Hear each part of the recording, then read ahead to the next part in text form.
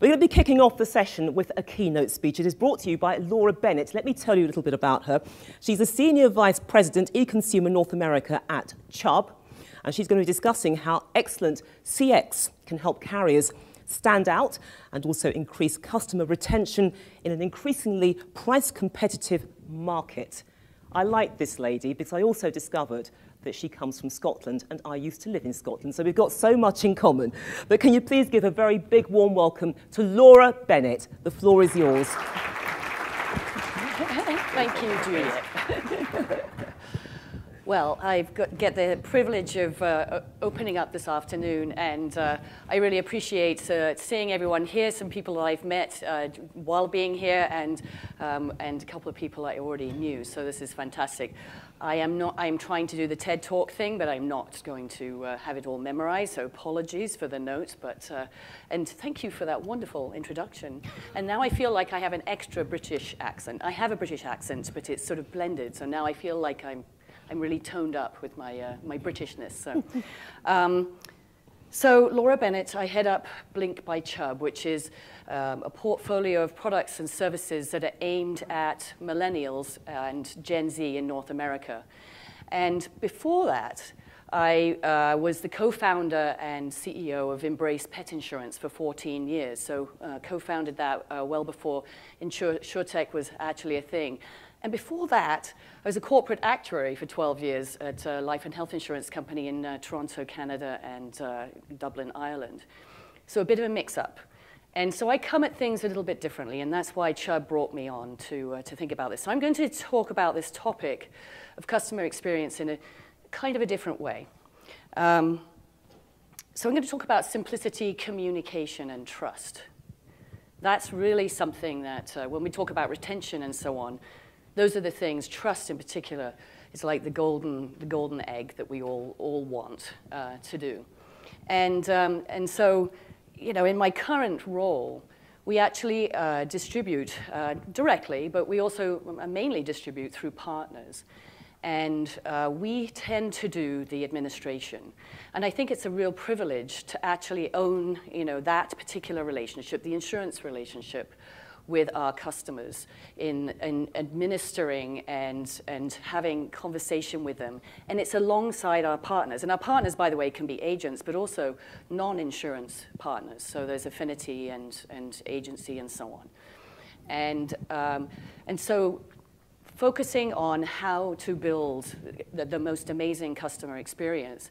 What I observe, and particularly coming to conferences like this, I suppose it's sort of a natural thing. We talk about innovation, and we all talk about using technology to really speed up the experiences that people have. The experience is part of it is to speed things up, to make things readily accessible to people at hand. They can buy online. So thinking of this from a customer's perspective, they can lodge a claim online, and ideally that's, you know, actually adjudicated really quickly because of all the innovations that we're putting in behind the scenes. But what I don't see us talking about is using, you know, the technology is a means to an end. And what I don't see us talking about is the actual connection with humans. And, you know, that's not how you connect. That's not the type of thing that's, email and you know, a chat bot and a chat person and texting. It's not how it's done. It's what is said and the sort of consistency and so on and the connection and what you're making people feel. That is what I'm talking about. So it's sad to think of this as an innovation, but I don't think us as insurance companies are very good at doing this. And I'll talk through some of the sort of conversations and how we do that. So I'm going to start with the very first thing. It's the insurance contract.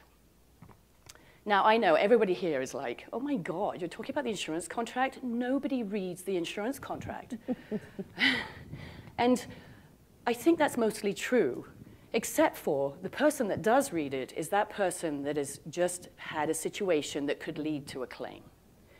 And the first thing that they do is that they go and pick up that contract and then look at it and start to have that sinking feeling of hopelessness. And, yes, I'm not all contracts are this way, but so many are this way. So many people outside of these walls where we're all used to this sort of thing say, I just can't even read my own my policy document. And what happens is you pick up the document, you start reading, and you get through some what-fors and wherebys and subrogation and stuff like that, and you start pulling out the dictionary because you're not really sure what these things mean, and you start to you're trying to get a feel for what's being said. And you sort of get through that, and you think, okay, I think I'm here to find out if my claim is covered. It might be, I think so. Oh, wait, there's more pages. The next page is a whole bunch of things about, you know what, you live in Ohio. So take that section and replace it with this other thing. And by the way, cross that out altogether. And then add this whole thing that you don't even know why we're saying this, but we have to. And so you think, okay, I don't know, I'm crossing out, dating, I don't know. And then the next part is, there are more pages. Oh, you've decided to add more stuff to what you did before, but you don't want to go and change that, so you're just adding all these other things.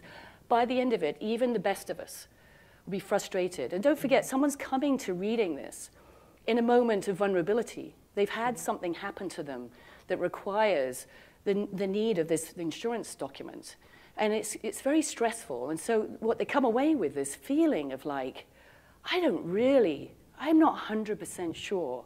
And I kind of get the feeling that this company wants me to not really know. Am I going to get screwed here?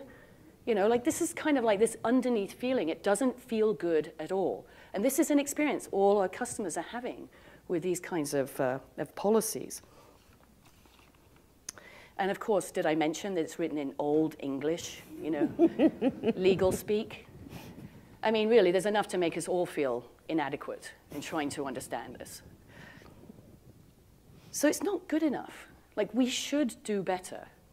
Not only should we actually move to plain language, that's sort of, a step, but we should also, iron out the policy.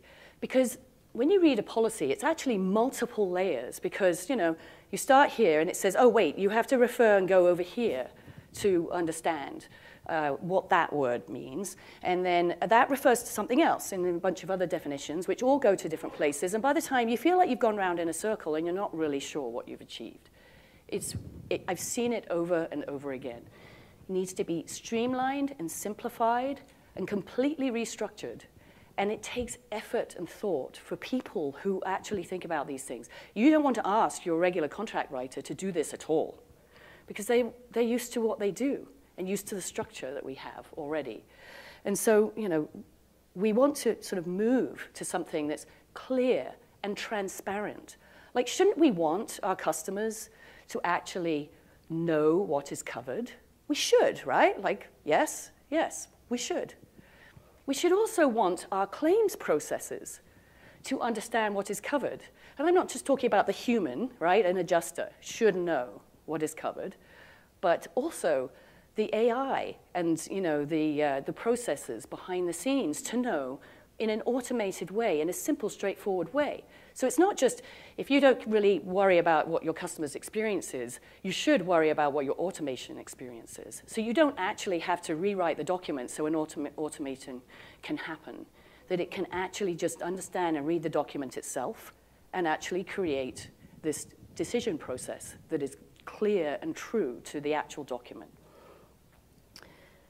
So, I've seen some starts on this, but, frankly, taking your nicely logoed cover page and slapping it in front of an ISO document, that's not going to cut it. And people see through that and feel like you don't really care if you don't go to this level of what's the essence between our relationship. So just something to keep in mind. So moving up a layer, communication. In this case, there's so much to talk about, and I hope that in all the other presentations you start thinking about communication and how it's done. Because this is not, at the moment, it is not something that technology is doing. It can be taught to do what you want it to do, but you have to start with a human in this case. So I'm going to pick on two elements. One is the content of what we're saying, and then consistency. So, let's talk about the content. And we're not going to talk about the how, the email, the text, the fax in some cases, all of this. Like, that's a means to an end. It's not the end. It's just a means to an end. And so the actual form of communication comes from people.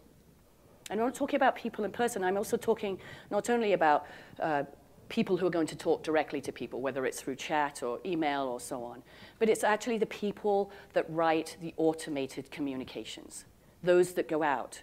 Like, those have to, like, there's no reason why those have to sound like a robot. Like, when someone's writing on behalf of a corporation, they feel like they need to create distance between them and the customer. And, there's absolutely no reason to do that. You can still talk. Like, when someone gets an automated message, they should feel like someone actually cared and wrote it, and that there was a person behind it. Because there are people behind this. We are all people that make up these companies. And so people want to know that there are people who care about their business. So I'm going to give you some sentences I've seen out in the wild in insurance. And I want to see how quickly I can get your blood to boil. And if it doesn't, then you've been in insurance way too long. Put yourself as a real customer, not as an insurance person. Dear Laura Bennett, the result of our review of claim number blah, blah, blah, blah, blah, is denied. And then there's an explanation box underneath that may or may not be detailed enough. At Embrace, I had this thing, you could not say the word denied. It was banned. And actually, I got goosebumps saying it because I only say it in exactly this example that you can't say it. Because it is the most inflammatory word in insurance, don't you think? Like, it has all the negative connotations. And it's, like, if you were to ask the average person, tell me about a use of the word denied, they'd be saying something like, well, the politician denied that he ever had that relationship with his secretary, blah, blah, blah. And and of course you know he did it. He denied it, right? It's just a terrible negative word. And it brings out all the emotion in a time when you're already emotional. You've just had your claim denied. It's not covered. And of course you didn't hope for it not to be covered. You hoped for it otherwise.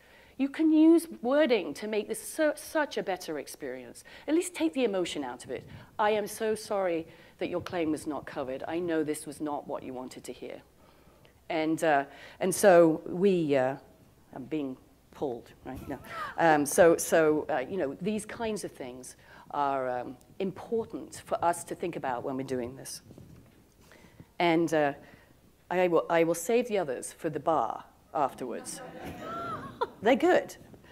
We don't have this ability as corporations to do this. And the thing is, it has to, I spend a lot of time actually talking to people about pulling corporate speak from their language. And it's really hard. Okay, so first of all, first rule, no passive voice. Your claim was received. No, it feels like it's gone into a dark hole and there's no one responsible for it. No one is going to take care of it. It needs to be, we received your claim, and this is what's going to happen, and this is when you can expect something back from us. Like, just quite normal things that you would expect from people. These are the things that we should be thinking about. And if you say, this sort of thing never happens at my company, do you really know that that's true? Like, have you looked at everything and thought about it? Had someone else read it and say, does that make you feel insignificant and insecure about your insurance? These are the kinds of things that you need to be asking. You need compassion and empathy. I know that's not really an insurance-y thing, but it should be, because we deal with people when they're having the most worst experience often. And then when people get angry, we need to be calm and let them experience this. We don't know what it's like, what they have been through. And not everybody is trying to rip us off. These are things you need to be training people, and as I'm sure many of you really are focused on these things. But it has to be consistent, and that's where I'm bringing it to wrap it up. It has to be consistent. You can't have your advertising you know, your marketing materials, your quote experience being like amazing experience. And then when you call in, someone's like, what do you want? You know, that's Roz from Monsters, Inc., if any of you have kids. It just feels good to do. I can see why someone would do such a thing. But you can go through the million little details, but just one can trip you up. And so this is so hard. It's not a natural act for most corporations to try to have like people who care, like train people and show them why it matters and have them care enough to go into the million little details. It takes a lot of effort, and it has to come from the top. It has to be resources put on this, and it has to come from the bottom because the people who are doing it have to put the extra mile in to make this happen. But once you do, you get this like amazing virtuous circle. Even when that claim isn't covered, people feel like, okay, I had a document and I saw that perhaps it wasn't going to be covered because it was quite clear. But I put it in anyway, and then it turned out it wasn't covered, and I'm still disappointed. But thank you for being so kind about it, and I really appreciate that. And that's the kind of thing that people talk about, despite the fact it was what you might call a negative experience. But people feel like they trust you when it's consistent and it's not a veneer. And so I just want to highlight that it isn't necessarily about the technology. It is about the people behind this that makes this personal connection. And I hope that we don't forget that when we get lost in our, you know, all the rest of it, which is still awesome and amazing, but could be augmented by this other experience. Thank you very much. Thank you very much. Okay, great stuff there from Laura Bennett. Plenty of food for thought, which feeds quite nicely into our next fireside panel. In fact, it is called CX Personalization, Crossing New Frontiers. You know, the sense that you got from Laura's speech there is that there is a lot of ground to cover. It's the language. It's also understanding the psychology of the people that you are dealing with. I don't get the psychology, but I know some people who do. I've got some excellent speakers who are going to join me on the stage. Can you please give a very big warm welcome to Robert Nendorf? Please come and join me. And also Matt Gabriel. Come on, energy with that clapping. Guys, it's good to see you. Please be seated. Great, thank you. Okay, that's fantastic. Okay, so I'm going to get comfortable, and whilst I install myself, let's start with you guys telling the audience a little bit about what it is that you do and for whom. So Robert Nendorf, let's start with you first. Sure, yeah, hi. Robert Nendorf. I work for Arity, which is a mobility data and analytics company. I'm the director of data science there. And as a company, we're very focused on creating better experiences for drivers, communities, and businesses by understanding driving behavior and driving risk. And so I have the privilege of working with really about the largest data set that has kind of driving data connected with insurance operations data.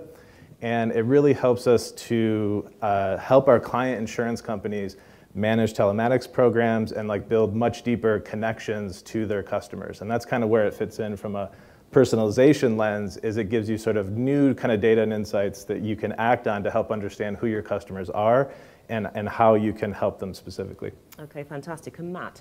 Sure, Matt Gabriel. I'm an actuary by training, but most recently I've kind of moved into the data science space.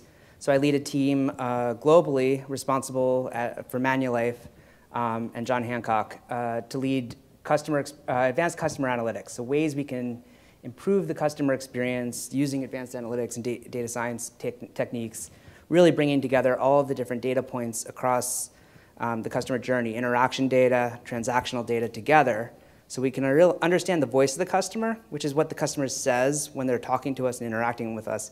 But more importantly, it's what they do when they're done, and so that we can see end-to-end how that journey unfolds and try to bring services to really create a meaningful experience with them. Okay, guys, thank you so much for that introduction, and also thank you for your time, because I know that you're very, very busy, and we appreciate the fact that you're here with us today.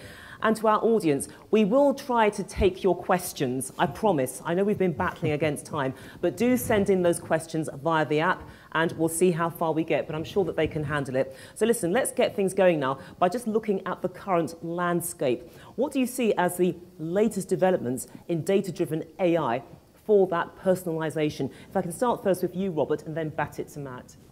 Sure. So I think what we see is a real kind of continuation of insurance companies maturing in these capabilities.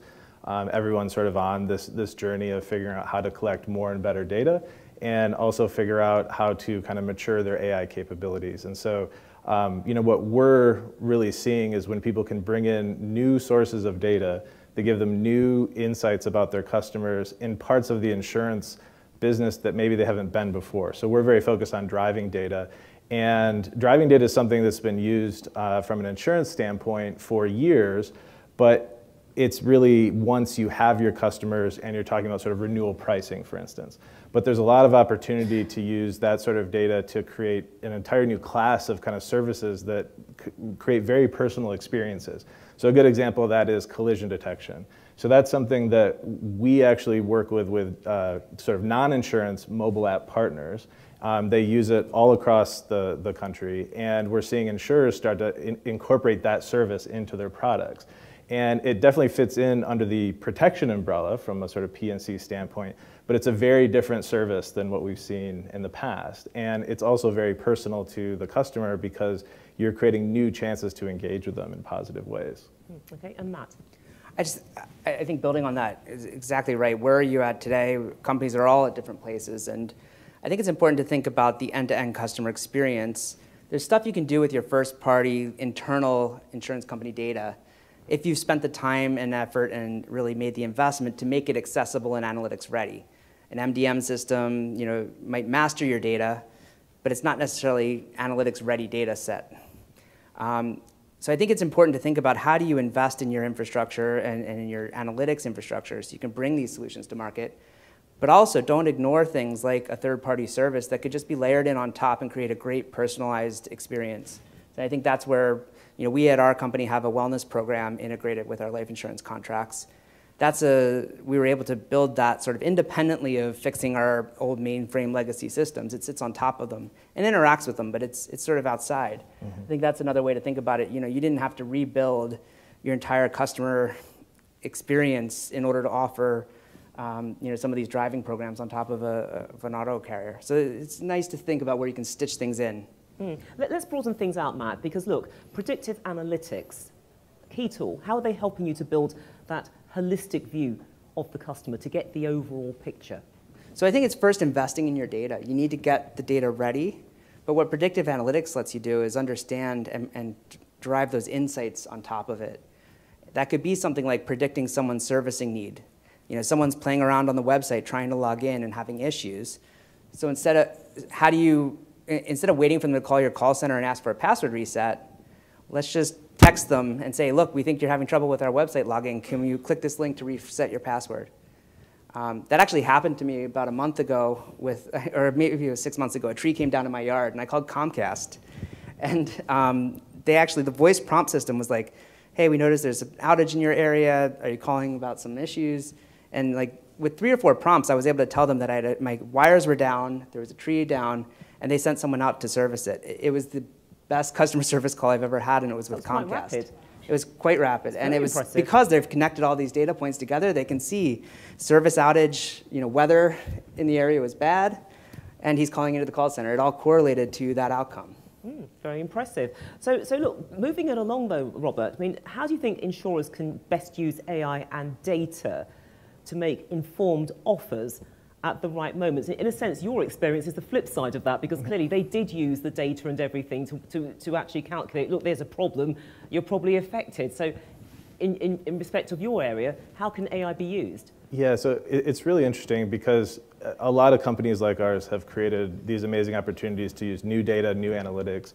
But I think for insurers, it's also important to think about where the new partnership opportunities are. So when it comes to offers, for instance, there are a lot of apps out there that are really focused on a user experience in sort of financial services and personal finance, apps like Credit Karma, Wallet Hub, Chime. And they're building these really amazing personalized user experiences that are kind of coaching people, educating them about personal finance. And it's actually a great opportunity to kind of layer on sort of insurance opportunities, right? And so beyond just what you can do within your own brand I think people should be thinking about how can we kind of partner with these other apps that fit in very nicely with your brand and bring these new opportunities. And so for us, we try to partner with these apps to make sure that our technology is integrated and makes that very seamless. And so now, within an app, you could be there for personal finance and then get these very sort of precise, personalized insurance offers that just fit in sort of beautifully with that app experience. And so that's a whole new channel, essentially, for insurance companies to acquire customers and then bring that sophistication all the way through to pricing at point of sale. And let's stay with that idea, Matt. I mean, from your perspective, what does or should product personalization look like?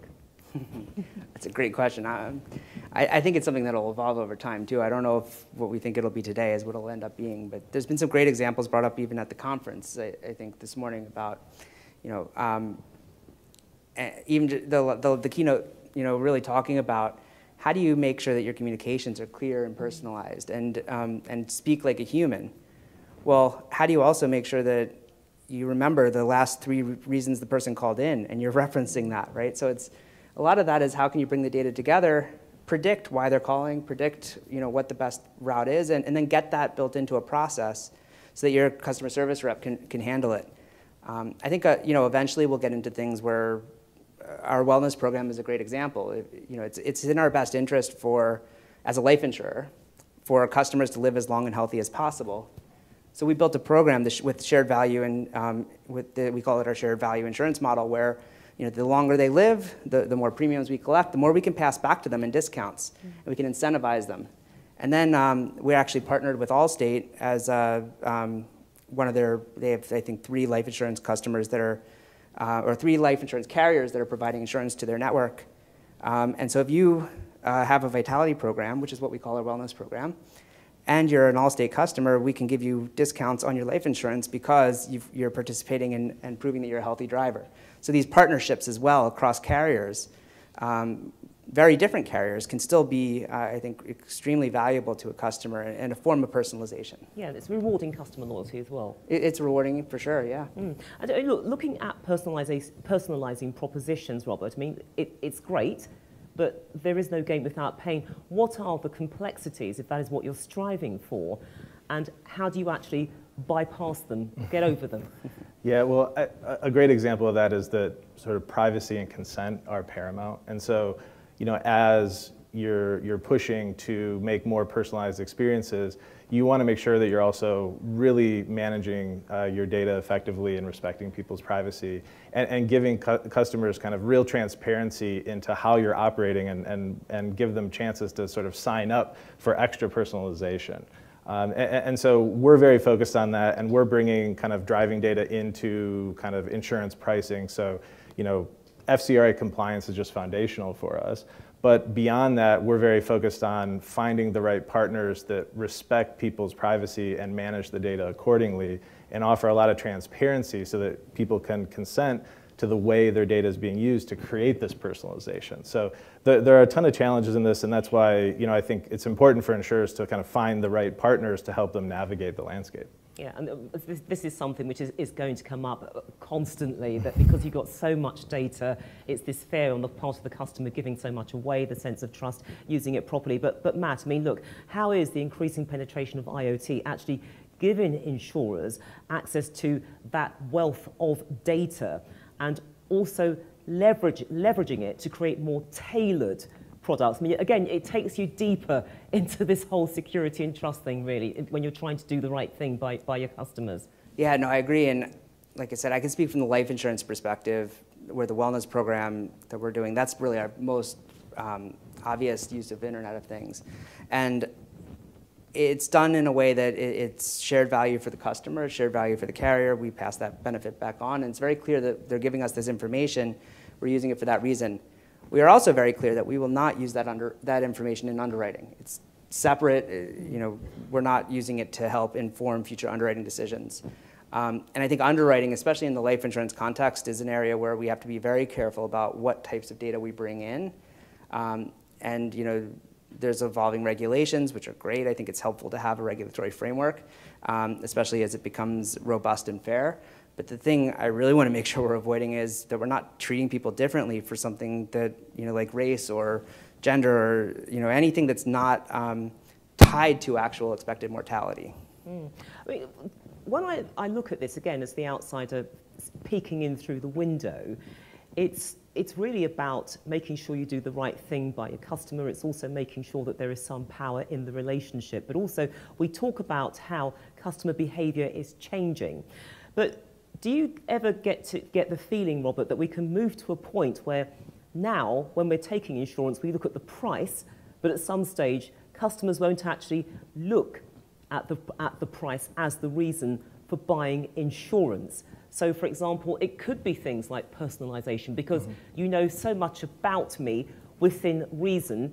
You're almost like my friend, and therefore I can trust you. So it doesn't really matter if the premium goes up, because everything else that goes with it is satisfactory. Do you see that moving in terms of customer behavior? Yeah, certainly price is a big factor in people's decisions to buy, say, auto insurance. I think insurers want to avoid a race to the bottom to get completely focused on price and essentially have the product completely commoditized. And so I think personalization and customer experience and these kind of value-added services like collision detection, like other things, can kind of give you new value-added services that you can use to kind of compete on in a more positive way, as opposed to just trying to find the lowest price. Having said that, competitive auto insurance pricing is really about two things. One is bringing down your overall operating costs so that your average price is lower than competitors, but the other is understanding the precise relative risk of each of your customers, and that really is personalization. So we think of personalization across the customer experience, but it includes pricing. And so I think as insurers kind of can bring new data sources into the point of sale and into their pricing, they actually get more effective. It's sort of not either or. So I think we'll end up in a place where pricing is always very important, at least in P&C, but these other services can play a stronger and stronger role as we get more mature and right, so using there's a bit them. of a balance between the two. Yeah. Okay, but look, a question to both of you, but I want Matt to tackle it first and then Robert, because again, whenever you're talking about personalisation, there is the view that it can be intrusive. So I guess the challenge for insurers is increasing personalisation while at the same time staying within a customer's comfort zones. How do you do that? What is the comfort zone, the safe spot? Oh, I think that, you made a good point about consent.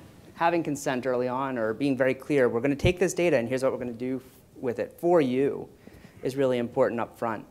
But I also think that there's, this isn't something that's done in a way that's going to be creepy. If anything, it's going to be more natural than our current experience. If we can actually understand, hey, I know why you're calling, and I can help you relate to you as a human with empathy because I know what the process is much better, or I know what experience you've gone through. It'll be a much better experience for the customer as opposed to sort of the automatic way we have our call centers operate today, for example. Okay, Robert.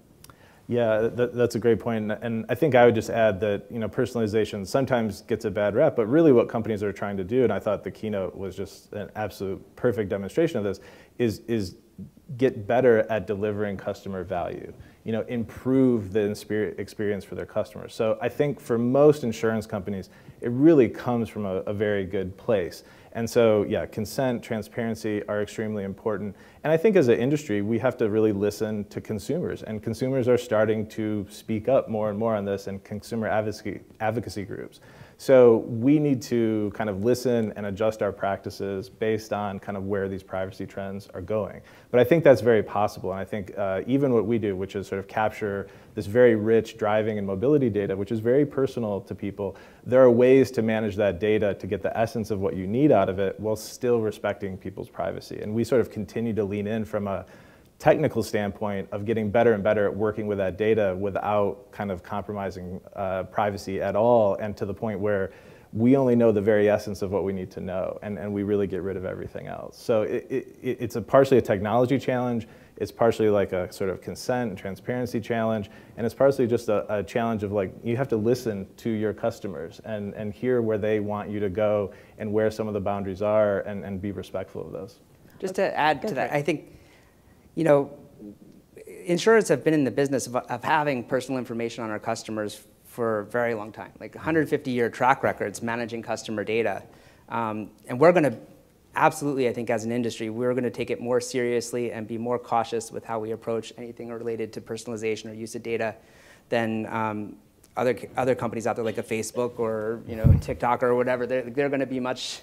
They're collecting data that you might not even know they're collecting on those devices, and that's not what we're using to do the work that we're trying to do. So it's going to be more of a direct relationship of I know I'm giving you this information, and so I'm not surprised when you do something with it. I don't think it boils down to the trust thing. Let's face it. But what you're aiming for is to have a greater trust than perhaps TikTok, Facebook has, because again, there are those concerns about how the data is used and also how they're monetizing it, and punters not getting much out of it in return. Exactly. So I think we've got that track record. We know what to do, how to manage personalized data, and we have 50+ regulators looking over our shoulder. Okay then. I mean, look, let's project into the future, assuming that I'm here in 10 years' time and you guys are here, which I'm sure you will be. I mean, where do you think that the AI-driven customer experience could be? What is it that you're going to be telling me? What is so markedly different?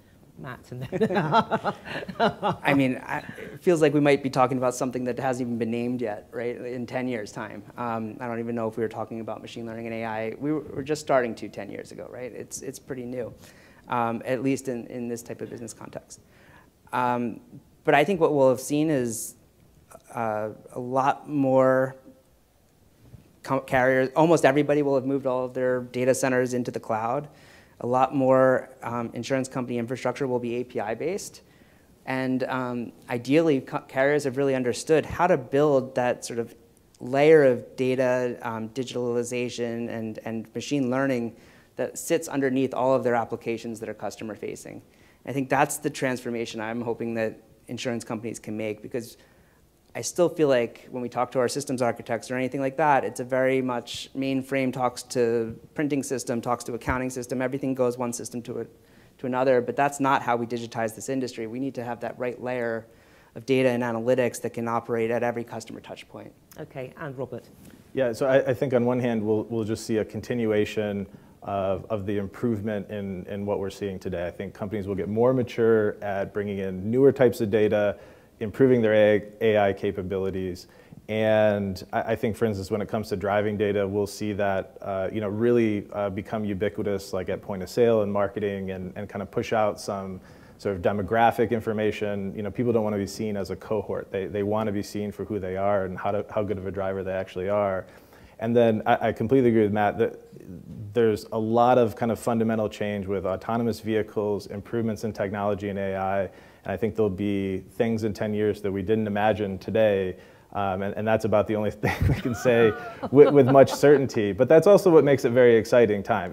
I think there's a ton of really amazing opportunities in insurance right now to sort of gain competitive advantage, but also to build a better personalized user experience that really resonates more with your customers. And I thought the keynote did such a great job of like, hey, wait a minute, don't just get caught up on all this fancy data and technology. You have to bring that together with the people in your organization and keep it sort of human-centric. And so I think that's where we'll see a lot of improvement over the next 10 years as well. Okay, fantastic. Are you ready for some questions? Sure. Please. Cool. Okay, again, I throw them out to anybody, so whoever wants to leap on them first, go for it. You have my blessing.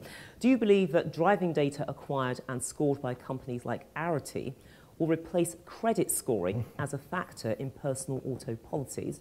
Do you believe the driving data is a more accurate measurement of future risk versus credit data? Is that targeted to you? No. So I think we definitely have the data to sort of prove some of these things out. And that's what's really exciting is we don't have to guess at the answer to that question. We know that understanding people's actual driving behaviors is the best way to understand how risky of a driver they are. And that sounds sort of obvious when you say it out loud, but that's not what we've been doing as an industry for the most part for most of the last 150 years. So I think you'll always need to know what car people are driving and how expensive it is. Is it a Tesla or is it a Honda Civic? That's always going to be important. But beyond that, when you're trying to understand who someone is and how risky they are from an auto insurance perspective, understanding how they've actually been driving is definitely going to dominate. Okay, would you like to add to that at all? Well, no, I don't think I don't have the PNC experience. I think the said it all really, didn't it? Okay, we can squeeze in one more question. Many consumers feel like Big Brother is watching and knows too much about them. Will that be a problem going forward as we continue with AI? You can have the honors. Sure. I mean, I think that's a talking point that comes up a lot. I think when you get down to it, I'm not sure how many customers are actually concerned for themselves at the individual level. But I also think we as an industry are not really looking to those creepy data sources that others might be looking at. We're not, like I heard a speaker at a conference a couple months ago talking about that there's patents that Facebook has that it uses the accelerometer to detect your voice, and that's part of how they might get targeted ads. I don't have the firsthand research to validate that, but it's something I've heard from someone who did claim to research it. We're looking at things like electronic medical records. How can we use an electronic medical record to better and more automatically render an underwriting decision? How do we listen to the call transcripts to understand, are you trending towards a detractor? In which case, we should probably get a manager to do an outbound call and try to rescue this case. Or prioritize our investments in web technology or in digital technology based on where are the most detractors, where are the most calls coming in. That's kind of work we're trying to do right now. Sure. It's not, I don't think that's something that customers will perceive as creepy. Okay, finally. Yeah, I know we're running up on time, but I think I would just summarize by saying people want respectful personalization. They want that custom user experience that really speaks to them, that makes you feel like this company cares about you, and they want you to do it without impacting their privacy. And that's the challenge for us, is to how to balance those two things and at the end of the day, deliver for customers. And so I think we will continue to figure out how to do this better. And even with the strong privacy trends that we have, I think there's a lot of room for us to accomplish this and balance privacy. Okay, a good note on which to end this discussion. But gentlemen, thank you so much for that. Thank you. Great. Thank you. Excellent. Excellent. It is wonderful to have that line of continuity, that you have some excellent opening speakers with the keynote addresses and then really interesting panel discussions like the one that has just been concluded. But we are moving on to another panel discussion as well. The theme of this is CX digital transformation strategies. I think we lightly touched on it in our last talk, but we're going to deep dive, a bit more detail. I've got an excellent panel of speakers, so please do give them a big hearty welcome. First up, we've got Denzel Watson, who's joining us. Please come up to the stage. It's good to see you. Greet him along the way. Come on. Also, Scott Campbell. Scott, please come and join us. Hi, good to see you. And Asaf Henkin.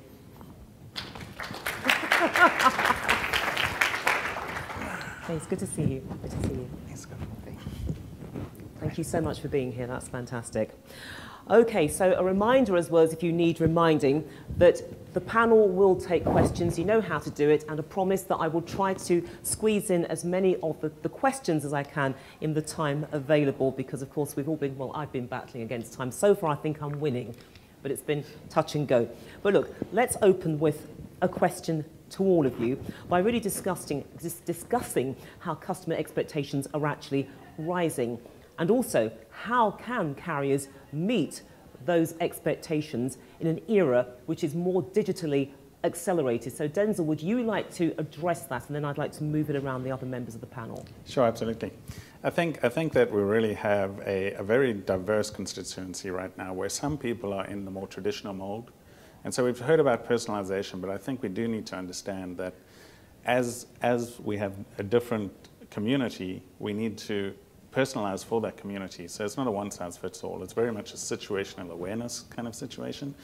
And so you might have older people that want to be handheld, that want to have documents, that want to have things that they can read and print out and take to their spouse.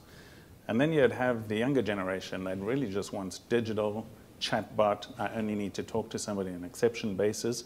And so we really have this continuum of requirements that we need to personalize for. So it's not just, I do a personalization and I'm done. Our systems need to have situational awareness. So we've heard about personalization, but I think it goes beyond just what am I presenting. It is, what situation does a system find itself in, and it needs to be aware of that, and it needs to alter its behavior based on that situational awareness. Okay, Scott. I think my answer would be simple. Know the client. right? Know the customer. I think far too often we tend to do things very inside out. And so we look at, how can we improve, and we think we know, but we don't start outside in. So I think it really all starts with that, understanding, making sure we have that client data, that behavioral data, that we understand really what they want, where they're going, and then we work backwards from there rather than just saying, how do we make our systems more digital or more this or that. Okay, Asaf. Yeah, I think in the life business, it's customers come in on their own or with an agent assistance. And it's really different groups. Some customers will know exactly what they're looking for. They're doing comparison in terms of price. Some really don't understand the product. And as Scott is saying, if you're not taking advantage of the data, if you're not asking the right questions, if you're not going to use that, you're not going to know. But once you do know, do you have the systems in place to meet those expectations? And the average consumer, and we're seeing, by the way, varying ages. I don't think, you might think the younger are different than the older, but we're seeing varying ages, and their expectations are to do things much more faster, digital, and when they have questions, to get answers very quickly, very rapidly. So it's all about using the data to be context aware and having the ability to respond in the best way possible based on the medium, the device, location. I mean, look, Scott, we are living in a world where we have endless choice and also plenty of convenience. So given those factors, what is it that the carriers can do to make the customer journey very seamless? Because, yes, the bells and whistles are supposed to make it easy, but it doesn't always work. Well, I think you hit the key word there, which is journeys. Far too often we live and operate within our silos. And so, like I said, everybody's trying to optimize and make it better for the client within their team. And then you try to stitch it together, and it's this Frankenstein's monster that, we end up maybe doing more harm than good. So I think it's really the key to making that seamless is pulling it up out of the silos and looking at it as a journey, because clients and customers experience us vertically. We experience us horizontally, and the key is to flip that. And that's the only way you're going to ever make it seamless. A question to all of you, because look, people often talk about disconnects, and that's the disconnect between customer-facing digital transformation and also legacy systems actually impacting on customers. But to what extent does that disconnect exist? Is it exaggerated, or is it a very real nightmare that you guys are wrestling with every day? As if I can start with you and then move it along. As a company that's very new, just 4 years, we work with carriers that have been around for 150, 200 years. We build things that can be very quick and agile, and then we need to integrate with legacy systems. Not easy, not fun, but the good news is that I think everybody gets it, and everybody is on a mission to change. We'd love to see things, even simple things like signatures or acceptance of terms by consumers, be much faster and convenient. But yeah, it is an issue that we do need to work around. So hopefully in the next 3 to 5 years we'll be over it. But right now we're still in the midst of this challenge. The nightmare is ongoing, Scott. Yeah, well, I mean, the wrestling with the legacy systems that we've all homegrown and built over the years. There's some advantages of being a 100-plus-year-old insurance carrier. You have lots of money, stability, all that good stuff. The disadvantage is the speed that you can do on that. And I think the key there is really how do we stitch together the back end and the front end. Far too often, too, we tend to look at the front end and we go, oh, let's just add this, let's redo the front end. But if you haven't really done the back end at the same time, it's going to fall apart, or you end up just creating this nightmare to maintain. So it's really how do we, again, back to the journeys, how do we look at what we're trying to achieve, back it up from there, and then understand it's going to have to be a combination of front end and back end. And ultimately, a lot of these legacy systems have to be phased out, which we all are. And eventually it will happen. And Denzel. I think the key. Yeah, I think the key word there is seamless, because we're trying to represent a seamless journey on the front end that's personalized. And we have all these new data sources that we're using. We still have the core systems that we're dealing with. And so the challenge then becomes very much an integration challenge. And so we're spending a lot of time integrating versus addressing the data, finding creative ways to use this data. And I've heard several speakers talk about low code, no code. I've heard several speakers talk about the API economy. And just recently in the last panel, there was a mention of, well, we need this layer that's kind of ML.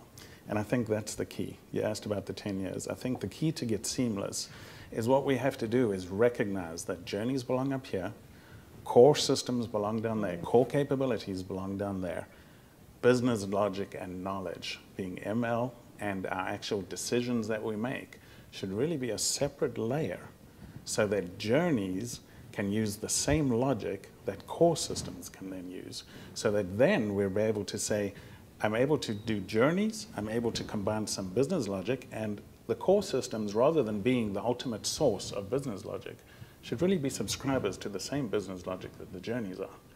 And that way we're able to say, well, actually, the fact that person A wants to go step ABC and person B wants to go step CAB is okay, because I'm not locked into this monolithic legacy model. And so I think there's that additional layer that is machine learning as well as business logic. And we're working towards what we're calling a knowledge-driven architecture that essentially pulls out that middle layer and says, now we have flexibility.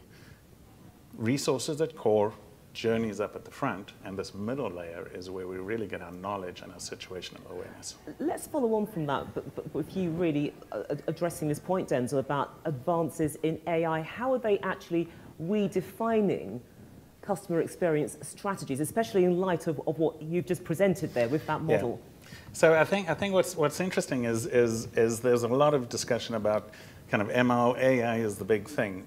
But the fact of the matter is that a machine learning model, while it's great in terms of ingesting a whole bunch of data and producing inferences, it's really the application of those inferences that creates value. And so what we believe is not only do you need to have situational awareness of when should I apply which model, but you also should potentially constrain the models. We heard somebody mention earlier, insurers want to avoid a race to the bottom. You know, you think of the stock exchange flash crashes. If everything is unconstrained ML, you potentially create those kind of situations. And so we believe that it's really a combination of business rule management together with these models that have situational awareness that are going to really give you the value. And come into the conversation really picking up on this, Asaf, because given that, where do you think automation can actually be deployed to improve the overall customer experience? Well, automation can be deployed in many different areas. We see it in the journey and into underwriting. The underwriting challenge in life insurance is serious. You have to take a lot of data into account, and there needs to be trust in the system. And that's something that we're looking to build over time with our partners. The fact is, I just saw this, IBM, I think, released it a few months ago. Most carriers have a lot of data, but only half of them use the data in real time. And why? Because it takes time, you need to develop trust, these are things that have been done by individuals, how can we trust the machine, how can you trust AI? But the fact of the matter is, AI is a more trustful, more reliant system than people making decisions. It's been proven in many different domains. So the way we look at it is we have the data, we have the automation in place, the underwriting decisions should be automated. Now it's just about gaining trust in the industry so that we can make enough of them across enough products and enough consumers. Okay, so Scott, come into this because look, how do insurers continue to differentiate and maintain their USP given that you've got the move towards CX automation? Well, I think it starts again with your why. And why are you automating? I think if you just go into it saying, which a lot of us probably started it that way, hey, we got to digitize, we have to automate. All right, but we do a lot of crappy stuff today too. And if you automate crap, you just get automated crap. So bad things happen faster. I love your honesty, by the way. Yeah, thank you. Bad things happen faster and get out of control worse. So I think it starts with what is our why? It starts with that client. I'm not the data person or the tech person, I'm the client person. That's kind of the voice that I'm trying to bring, that our team's trying to bring. So it's always focusing on that. And then it's automation. Any of these things are tools. And we can never forget why we're using them, that it is not just because we want to automate and digitize. There's so much we can take advantage of. But if we lose sight of that value, the key letter in there, then you're just going to make things worse. It actually leads quite nicely to a question which I want to throw open to all of you, because look, there is so much stuff around, and I guess the temptation is to follow it because there's a fear of getting left behind. But how can you actually make the difference between what is a gimmick as opposed to what is here to stay and is ultimately useful? And coming out of that, how do you decide when to lead in terms of what you adopt and when you should actually follow? In other words, let somebody else take the risk, and if it crashes and burns, then they're the ones who fall off the edge of the cliff and not you. So I'm just going to throw that out. Whoever wants to run with it first, go with it. So I think there's a fundamental, and we've heard 150 years in insurance, and I think there's a fundamental thing to think about when it comes to user experience. And the fact is, insurance, the core business, is very much like it's always been.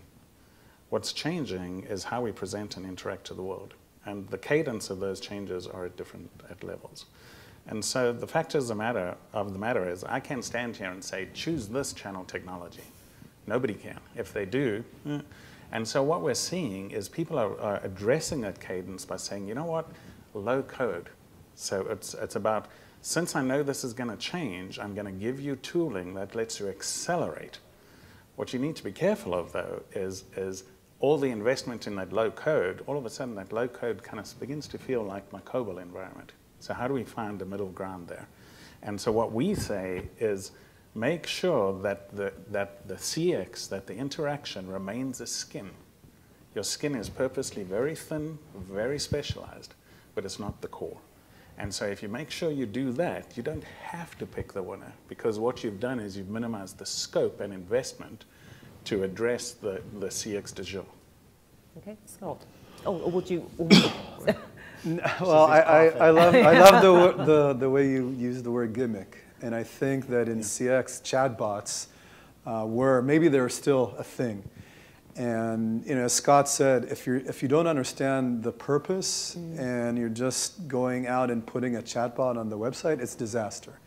And I think we all have been experiencing that. And the truth of the matter is, it has to rely on data, and it has to rely on real use cases that would work for a customer. It doesn't matter how you deliver it. It's a chatbot, SMS, phone call.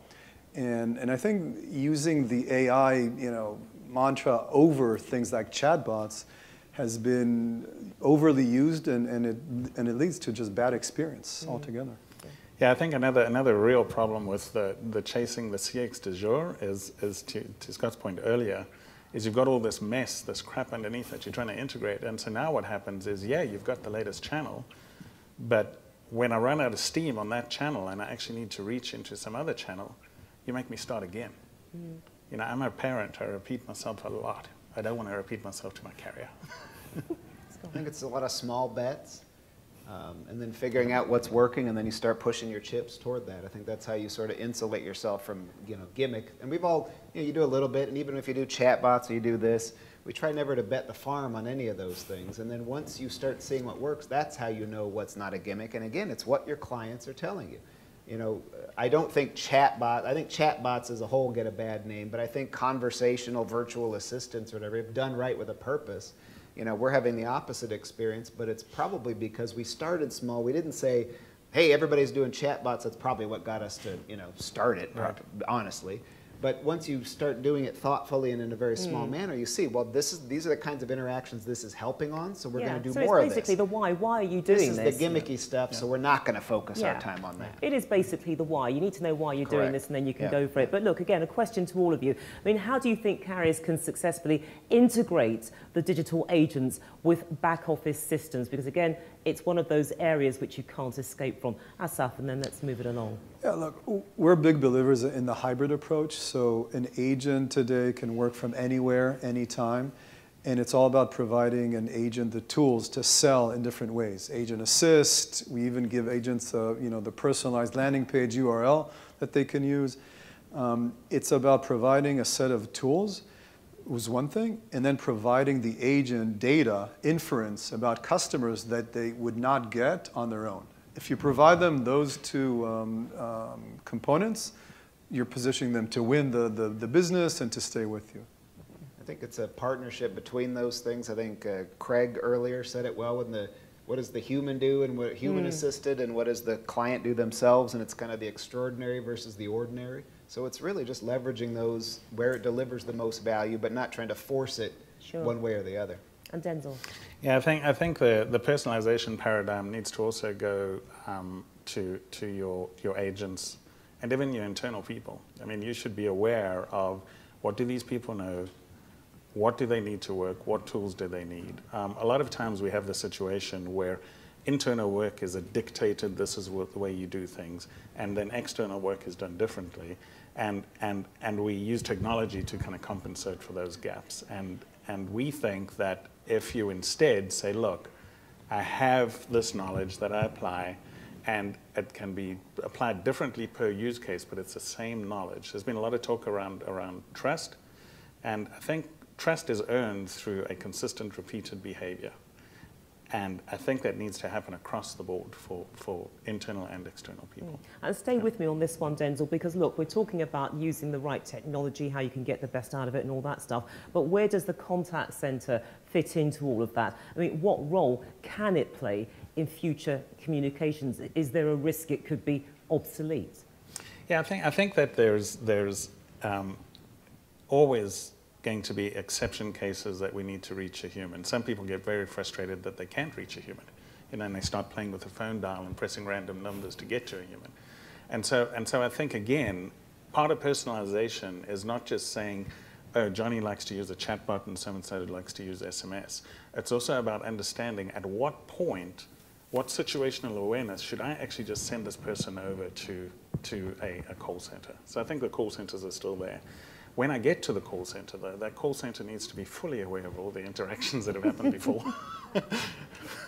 I think you've struck something there. But look, Asaf, let me take it to you, because you've got legacy, cloud and agile teams, all this sort of stuff. So how do you think the customer experience can actually be boosted early in the transformation journey, given the tools which are there to effectively make it seamless? Yeah, we try to be predictive as much as we can. We have our own data set. We use third-party data. We mesh that together to predict what will be the outcome, the underwriting outcome for every customer. And if we're successful in doing that early in the process, we set expectation with the customer, we set expectation with the agent. I think the more we're able to do that, the more we start the journey on the right foot, and we're able to get to the finish line at much higher rates. But it's not only about getting to the finish line, it's about getting there and maintaining a good experience for both the agent and the customer. And the data, as I said earlier, the data is there. It's about finding the right tools, the right applications, and the right partnerships to be able to do all of that process using the data. And Scott, how do you get the buy-in on the digital vision and at the same time align stakeholders across all the departments so everyone is ultimately singing from the same hymn sheet? Oh, it's easy. You just tell them, shouldn't we do this? And they all just do it, right? No. Do they? They don't. They don't. No, they don't. If only it was that simple. Somebody mentioned that earlier. We always forget the client. We kind of use a three-pronged deal with everything we do. So we try to make it integrated with the business strategy. So in other words, we don't just say, we're going to go do client stuff. We've always started the business, because as much as you'd like to get, religious about the client, if the business doesn't accept it, ultimately it's not going to work. So we always integrate and try to make sure we're aligned with and participating with and that gets to the next one, which is inclusive. We, as a CX team, as a function, we do not just go off and do things. It has to be together. We're trying to get, I always tell our team, make your partners the hero of your story and help them make the client the hero of theirs.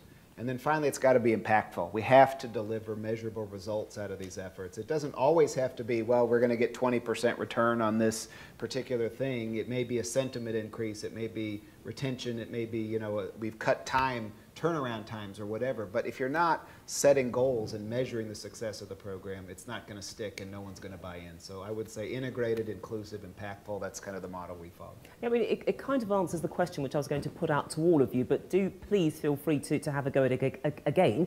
But I mean, what is it that really stands in the way of truly delivering for the customer? That is the aspiration, that the customer at the end of the chain is very happy. You're happy because everything is working really well in between, but clearly something isn't quite going to plan on this. What is the obstacle? How do you overcome it? So we do have to keep the lights on. We do have a legacy environment that we live with, and I think that everybody in the room has probably been involved or been around some API modernization type capabilities.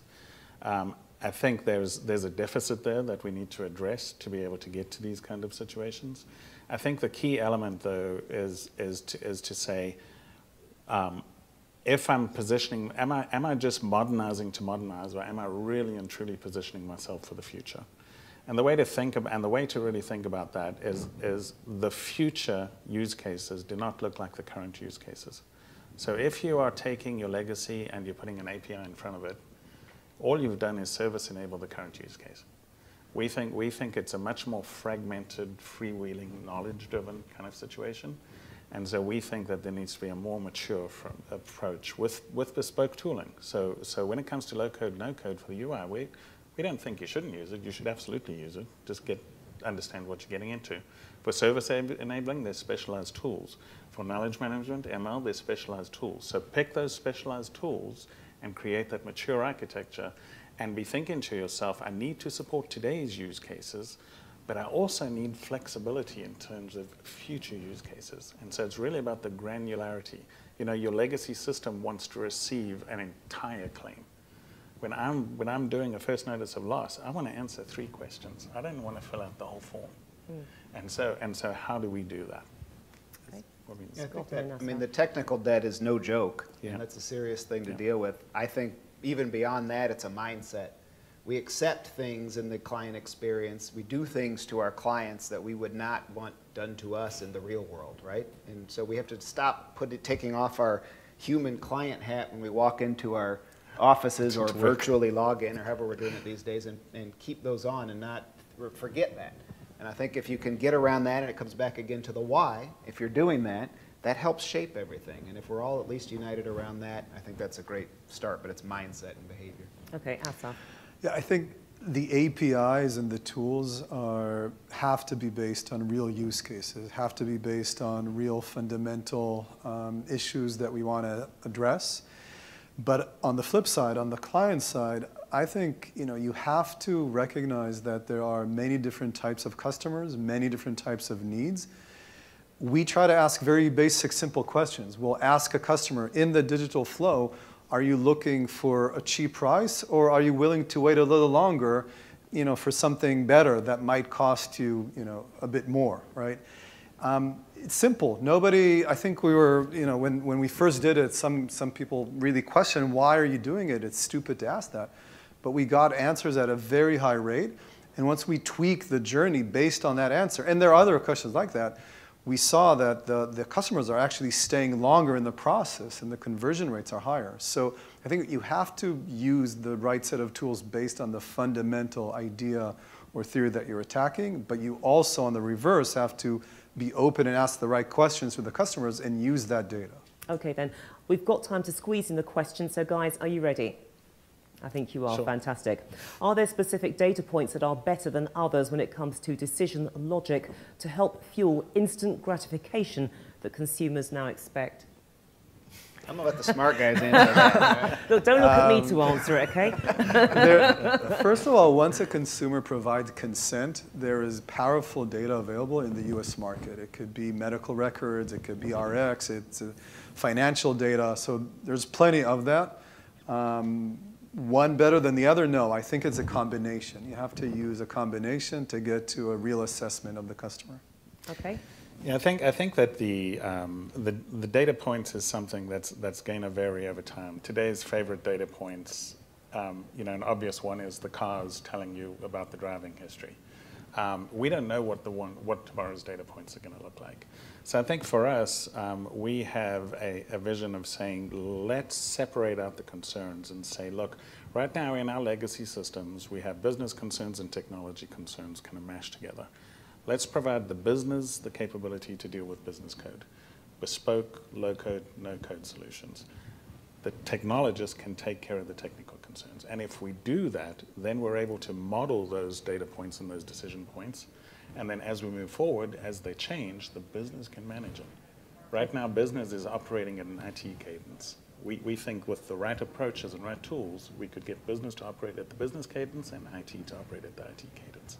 Okay, Scott, you're not going to get out of this one, I'm afraid. Yep. All right, well, what they said, right, ditto. And then I'll just say with all the data that gives us such power, let's just remember what we're going to do with it, and that information is not the same as transformation. So you can have all the data in the world, but if you don't have a good plan for it, or a good framework for it, like they're talking about, why have it? Okay. How's that for a non-answer? Well, it made a lot of sense to me. It made a lot of sense to me, so thank you. And I don't even work in your sector. Guys, thank you so much for that. Please show your appreciation to our panel. Thank you very much.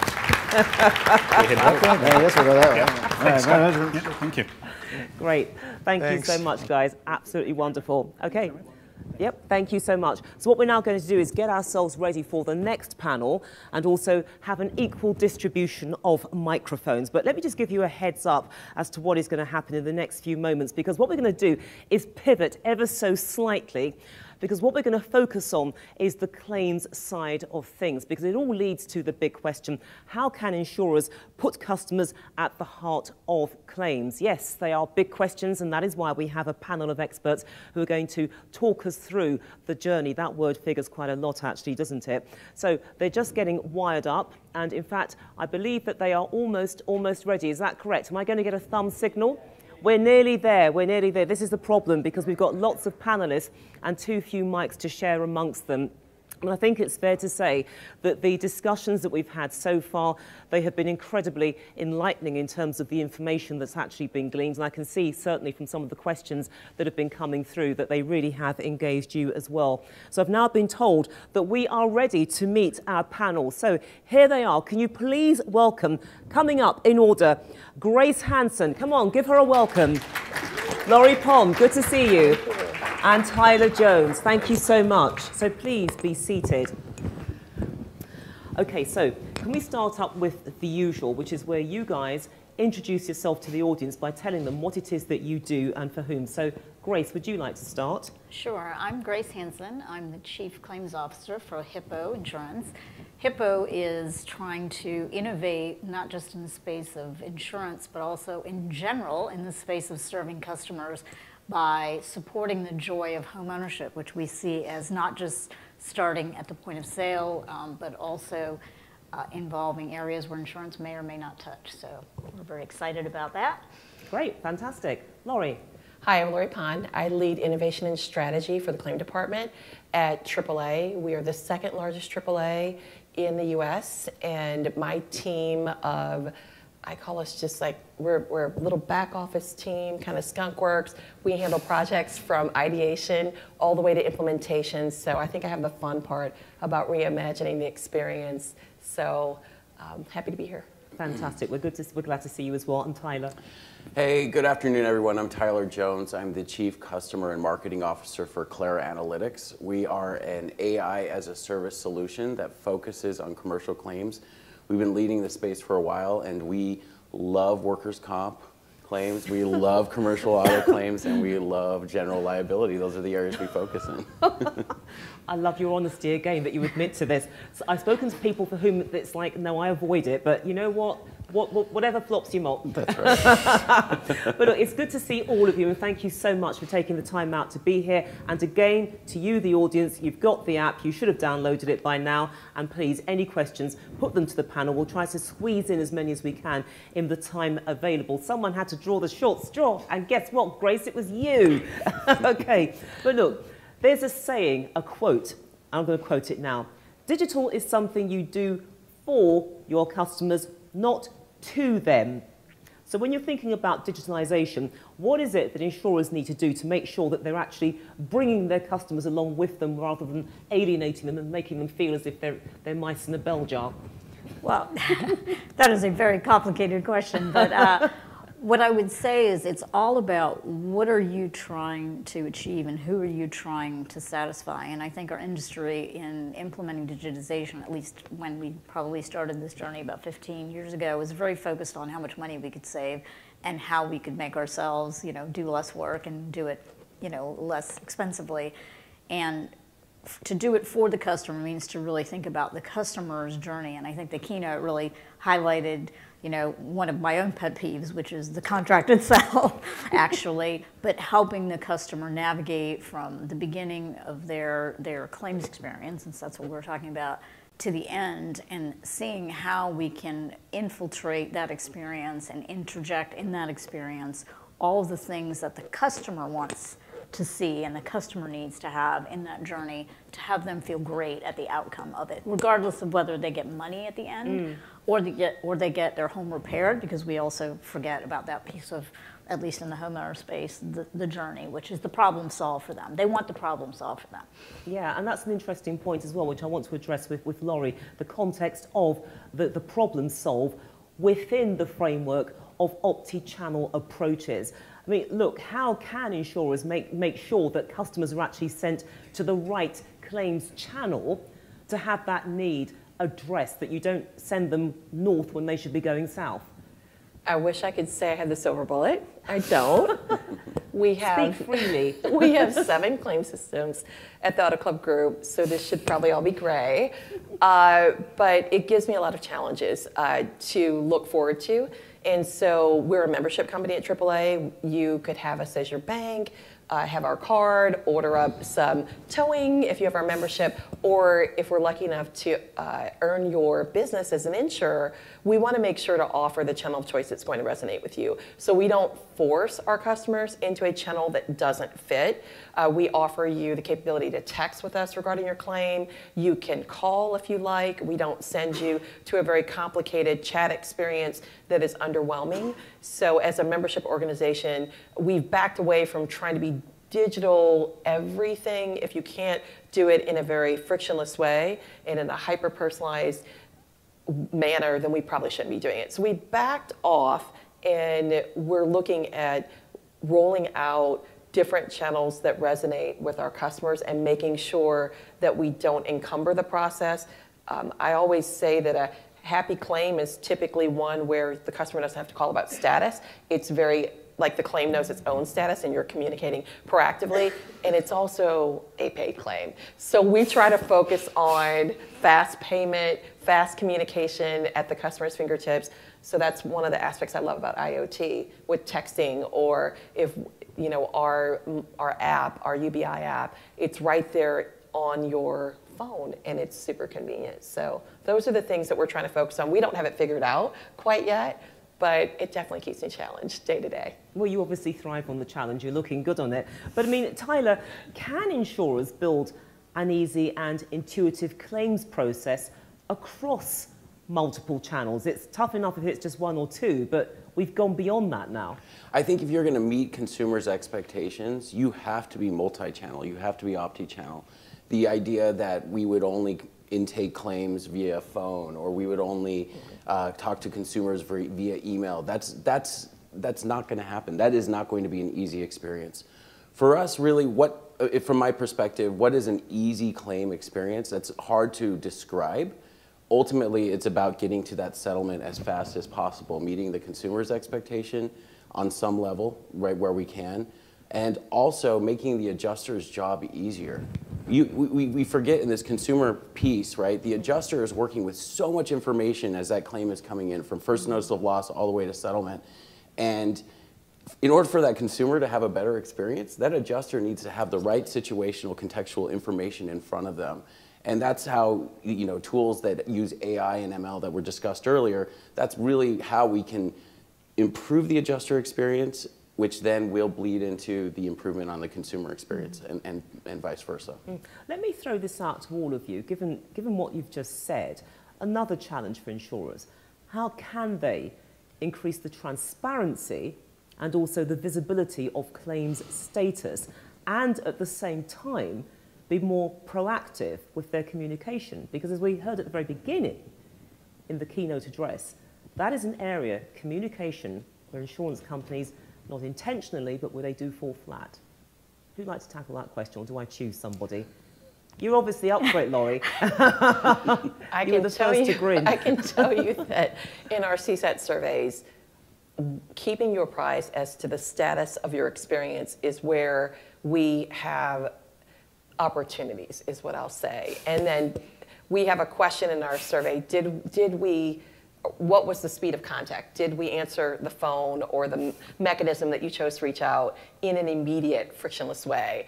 And when we look at our NPS opportunities, those are two that rise to the top. So we're smart partnering with many great, really innovative companies. So leveraging AI and ML to send out statuses. We work with our bidirectional texting vendor. We do a lot of A/B testing. One of the things that we're doing that I'm super proud of is we are sending up badge level notifications on our adjuster's chat window. So if there is a potential for, I would say, not a great experience. I hate to call it negative because sometimes the customer is talking about their day, but we can go in and empathize. And I think empathy and engagement gives us a lot of points with our customers. We don't have the most techie process known to man, but when our customers feel like we're engaging and that there's true rapport, it builds a lot of goodwill, and we're seeing a lot of great sentiment by offering those different channels, email, chat, and that it starts there. It's not, to me, it's not about high touch, low touch, no touch. It's about the right touch. And our best adjusters, when I pilot an A/B test, are not necessarily millennials or they're not, Gen Alpha. It's really adjusters that are good at building relationships. And that was a big lesson learned when we piloted bidirectional texting, is the relationship builders are the best adjusters. They know just the right amount of touch. And for us, it's about right touch. Okay, is that the same for you then, Tyler?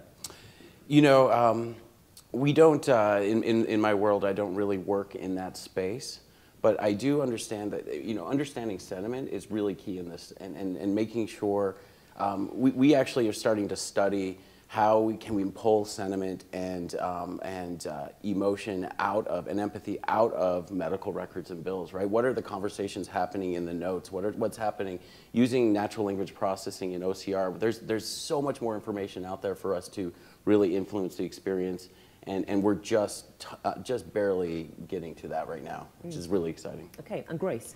Well, what I would say is we're still viewing how we tell status, I think, in a pretty static way.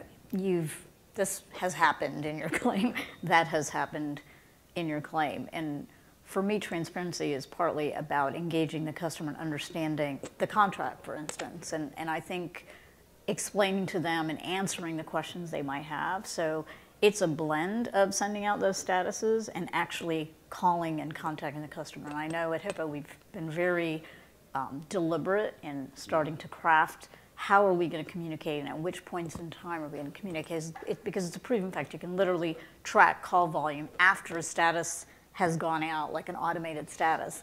Customers, the call volume will increase because customers don't understand that status, or they don't know what it means or what's next. And so it's sort of interjecting the human piece in with the automated piece. I think that creates full transparency around what's going to happen to me, how is this going to affect me, and in particular, even when they get a payment, now I have money, at least in the homeowner space. What am I supposed to do with it? Am I supposed to fix my home? Am I supposed to fix my car? Am I, they still, again, have that problem to solve. The money doesn't completely solve the problem for them. And Tyler, look, let's focus on identifying claims journeys, the ones which can be automated for the customer. I mean, what are the main factors you need to consider when you're doing that? Because you can't be one size fits all about that, can you? Right, no, absolutely. So I think first and foremost is how are you trying to impact the customer, right? Start with what are we trying to get to?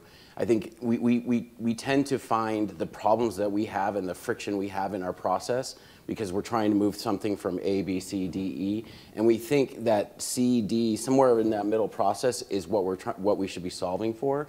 Ultimately, if it's not improving throughput, it's not something we need to solve for. We need to solve for what is actually bothering the customer, and it's impossible to know that unless we're communicating and interviewing with the customer. So you got to start with the end in mind. I think also you've got to, ultimately it's interesting. You know what? Why don't you pass that off to someone else? Yeah, I think you've answered it brilliantly. Yes, thank you so much for that, Tyler. But I mean, but look, let's bat it back to Laurie. I'm moving on from that question, by the way, because look, we talk about journeys. The objective, of course, being to make life as easy as possible for the customer. But we agree automation is important in that, but it's only helpful if it's convenient and intuitive. So what does a convenient and an intuitive journey look like to you? Put yourself in the position of the customer. What should they expect? It should be frictionless. I shouldn't have to wonder what is being status to me if I go and self-serve. It should be in plain English, so you were speaking my love language. We haven't figured that out either. So I think those are things that we consistently need to address. And I think that you shouldn't force a customer into a channel where it becomes a very difficult, friction-full experience. I have been forced in many customer journeys, not necessarily insurance, to be fully digital, and it didn't work because I went and self-served, and I had an edge case, and the bot or the digitized process didn't resolve it, but to get to help was very friction-ridden, and that really soured my experience. So I think for us, making sure that we're listening to our customer, but our customer, to your point, and what you said really resonated with me, is our adjusters and our contact center community and our back office, and we have digital agents. When we A/B test, we bring our adjusters into design thinking with our insurtechs and our fintechs, and their knowledge that they bring to the table is incredibly powerful, and it shapes how we design, and it shapes what we approve, and it really helps us stay very grounded to the voice of the customer. And look, Grace, at the end of the day, we know that efficiency and speed are important in that claims journey, but let's be clear about this. It's not the be-all and end-all. So really, how do you factor in the importance of emotional support and, of course, the human touch? Again, factors which have been addressed in the opening speeches, the keynote speeches that we had just now, in fact, at the beginning of this afternoon session, and in the morning as well.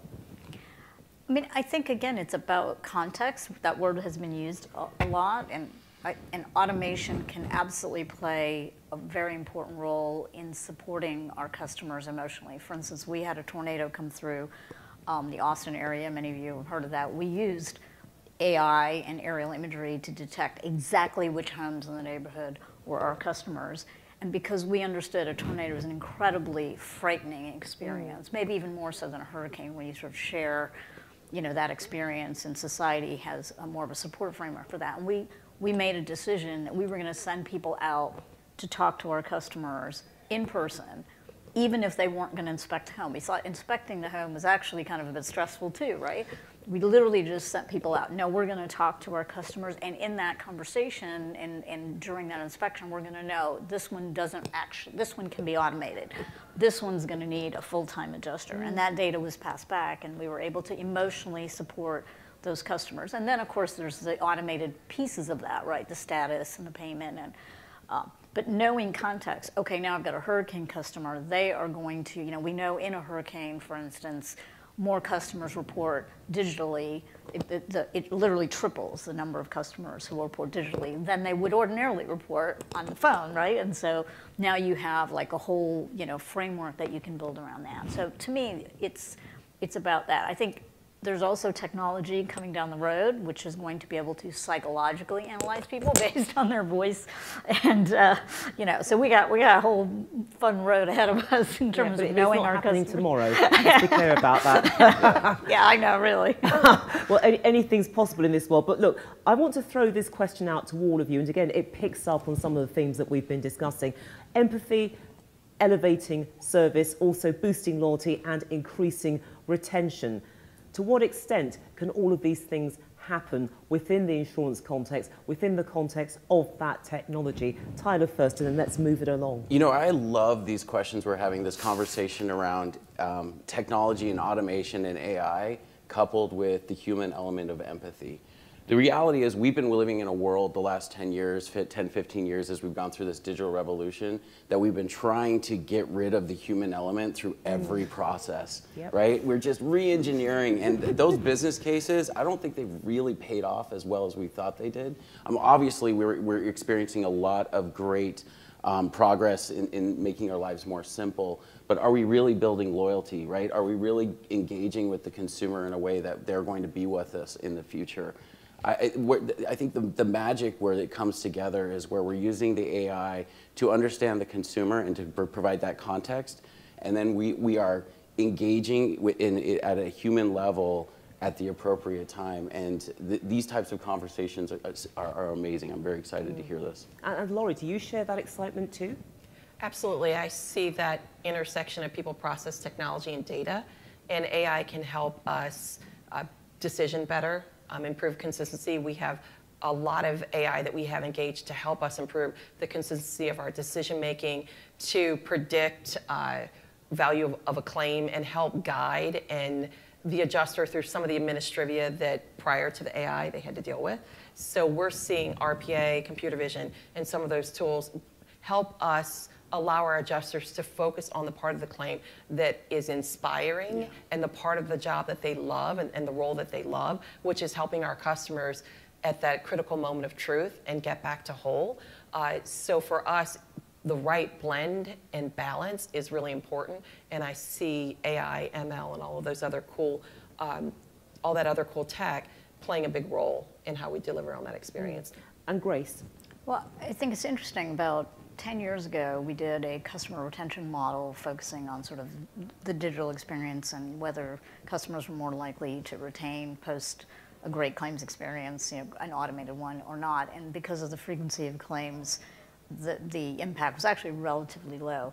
What has changed is social media and the ability to go viral with what a company is. And I think, you know, Lemonade to me is a perfect example. Let's put aside their results, but let's talk about how they have been able to leverage their technology, which I would argue actually isn't as sophisticated as many people think it is, and the view of their technology and their customers' view of that technology to build a brand and to further, you know, their market share and their retention. And so I think there's a tremendous opportunity out there for the carriers who can orchestrate sort of that combination of the technology and the human and the product to just win in this space. I personally think legacy carriers actually have an opportunity to do it.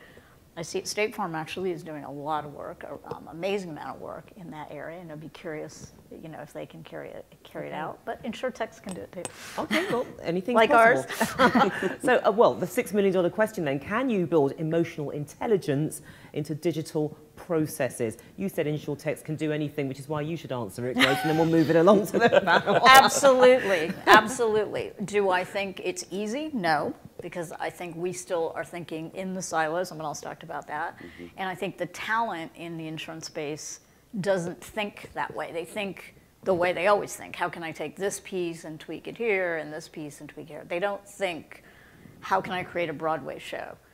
You know, I mean, really, like, how can I create a show that has the back end and the orchestra and the people coming out on stage and doing everything, and do it in a way where the audience is just completely captured for 3 hours, right? And instead, we're like, okay, well, you know, they're going to hear the band, and they're going to, anyway. So absolutely, and you know, but got to learn to do it right. Okay, Tyler, and then Laurie. Yeah, no, I have a strong belief that we're going to be able to really empathize with the customer and connect on an emotional level using technology and the tools around that. You know, when you think about what the art of the possible is, we have to stop thinking, how can we re-engineer A, B, C, D, E? We need to think, okay, if I had an extra 10,000 people, what would I do to really elevate the experience?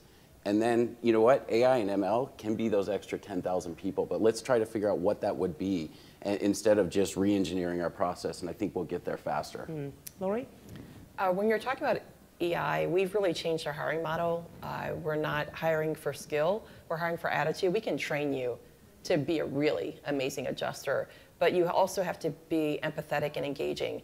And that's something that if you hire only on skill, you're going to miss that core underlying need, especially because at our company, someone could lose their house, it's property and casualty, or a death in the family, you know, an auto accident, a fatality.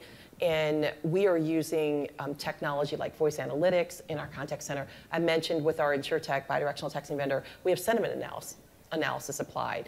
And there's applications to give managers, to me, beacons and North Stars of who might need coaching on how to address tough scenarios or either just imbue the way that they handle a claim and the way that they're interacting with our customers in a much more humane and proactive way, or even if it's some of the text threads that you read, because it measures sentiment both from the customer and our adjusters. Sometimes that coaching opportunity exists, and the tech is helping us really raise that to an awareness where it's literally there for us to consume. And so I think there's a lot out there that can help us do better and be better. So given that, Tyler, how do you think that virtual agents can best be deployed to support their human counterparts? Right, so we already heard bad things about chatbots, right? So we don't even want to talk about those anymore. No, we're not going there. No. I think we have to change our mindset on what a virtual agent is, right? In our mind today, it's that chatbot, it's that phone tree that drives us all crazy, right? But the virtual agent is probably in the future is going to be what people were kind of referring to as that machine layer, that data fabric that's happening across applications. And we've got to find, we need to invest in analytics that are looking across multiple data sources, looking across our core systems, and those are what is going to drive those digital agents, not these point solution that isn't looking broadly. Okay, just to explain, I'm looking at my telephone because I'm keeping track of the time. Oh, that's fine. Listen, I'm sure I'm boring you. I love your company. It's very, very riveting, but I'm not counting down the end of this discussion. Candy Crush is fun, right? Just kidding. But I mean, look, again, following on from this, and this is to you, Laurie, how can insurers actually balance digital with the human touch? Because it is the big imponderable. And aren't there moments when end-to-end digital journeys simply are not suitable? They can work for some, but not for all. So when we look at our claims, I just mentioned a few, a total fire, a fatality, we don't see that being digital. Yeah. Our customers need to understand, if you've ever filled out an application for benefits for PIP, good luck, God bless. It is complicated. We're asking you to sign off on Hippo forms and SSDI, you know, I'm talking alphabet soup and we're not even talking tech. So we see claims where someone loses their home, we need to guide them. I mean, they might need additional living expense, guidance on what do I do. Those are claims where we do not see complete digitization. Our adjusters can be there for, when you talk about EI, for support and guidance at that critical moment of truth. That's a moment of truth where I would not want to be completely digital. I mean, the roof was sheared off of my garage in a windstorm. Wow. And no claims. I didn't even want to report it digitally because I didn't know if they'd pay to remove the tree. And I'm in insurance, especially in auto, but I didn't even want to go digital. I'm like, I need someone to level set for me. You're not selling this very well, are you? But there's pockets where it's very successful, like a glass claim or a simple fender bender or deer loss. Some of those lend themselves to complete digitization. Okay, listen, we've got time to squeeze in another question, so I'm battling the clock here and I'm winning. Okay, so guys, are you ready? Okay. How do you deal with complex policy language and insurers who may not understand it? How does your organisation drive change or improvements in form language with a focus on the customer experience, in brackets, easier form language for insurers to understand what's covered and what's now? Lots of questions in there, but can I just bat it around amongst you and then we'll close out? Well, I know at Hippo we've tried to take the traditional ISO form and simplify it. I mean, there's always the challenge of getting the form admitted in multiple states with the regulators, which I think tends to lead people to go to the ISO forms. I actually personally had a startup which was sold to Hiscox, which did exactly what our keynote speaker was doing, which is to create a smart contract where you could hover over a word and it would show you the definition. It would automatically replace language in the contract if it was changed by endorsement. They'd be curious to see if, you know, Hiscox or some other carrier actually does something like that. That seems to me like the way we should be going. Okay, Laurie. We still have a way to go where that's concerned. Okay, final word to Tyler, beyond 3 syllables, please. I don't like forms. I'm just kidding. I don't know.